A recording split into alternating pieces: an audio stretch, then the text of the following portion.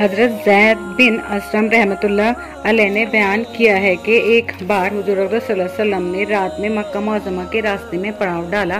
آپ صلی اللہ علیہ وسلم نے حضرت بلال کو مقرر فرمایا کہ وہ سب کو نماز فجر کے لیے جگا دے۔ پھر ہوا یہ کہ سب حضرات سو گئے اور حضرت بلال کو بھی نیند آ گئی۔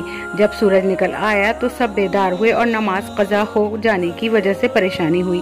رسول اکرم صلی اللہ علیہ وسلم نے حکم دیا کہ اپنی سواریوں پر سوار ہو کر اس وادی سے نکل جاؤ، اور فرمایا کہ اس وادی میں شیطان ہے۔ سارے صحابہ رضی تعالیٰ سواریوں پر سوار ہوئے اور اس وادی سے نکل کر آگے بڑھ گئے۔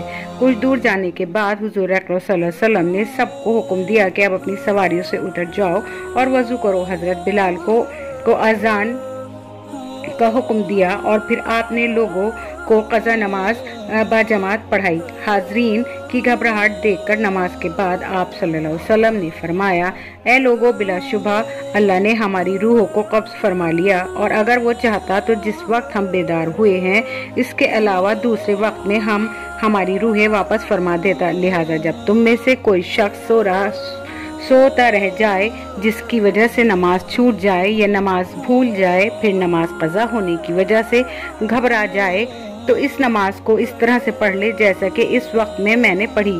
اس کے بعد رسول اکرم صلی اللہ علیہ وسلم نے حضرت ابوبکر صدیق رضی اللہ عنہ کی طرف متوجہ ہوئے اور فرمایا کہ بات یہ ہے کہ شیطان بلال کے پاس آیا، وہ کھڑے ہوئے نماز پڑھ رہے تھے، اس نے انہیں لٹا دیا، پھر برابر انہیں اس طرح آرام کے ساتھ سلانے کی کوشش کرتا رہا جیسے کہ بچوں کو سلانے کے لیے آرام پہنچایا جاتا ہے، جس کا نتیجہ یہ ہوا کہ بلال سو گئے۔ پھر آپ نے حضرت بلال رضی اللہ کو بلایا تو آپ نے وہی بات بتائی جو حضور اکرم صلی اللہ علیہ وسلم نے حضرت ابوبکر صدیق رضی اللہ عنہ کو بتائی تھی۔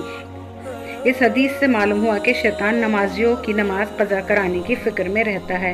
کس طرح سے اس نے حضرت بلال رضی اللہ عنہ کو نماز پڑھنے سے ہٹایا اور لٹا کر سلا دیا۔ جب وہ شخص ہی سو گیا جس پر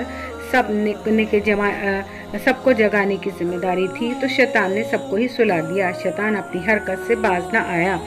اللہ کا فضل ہوا اور یہ واقعہ امت مسلمہ کے لیے بہت احکام جگانے کا ذریعہ بن گیا۔ اس واقعے سے معلوم ہوا کہ جب مسلمان کی نماز قضا ہو جائے تو اسے اس کی وجہ سے بے چینی ہو جانی چاہیے، جیسا کہ حضرت صحابہ رضی اللہ عنہم اجمعین اس کی وجہ سے پریشان ہوئے۔ معلوم ہوا کہ جب کسی کو نیند کا غلبہ ہو جائے اور نیند کی وجہ سے نماز کے لیے آنکھ نہ کھلے گی تو اس کا انتظام کر کے سوئے تاکہ وقت پر آنکھ کھل جائے اور نماز قضا نہ ہو۔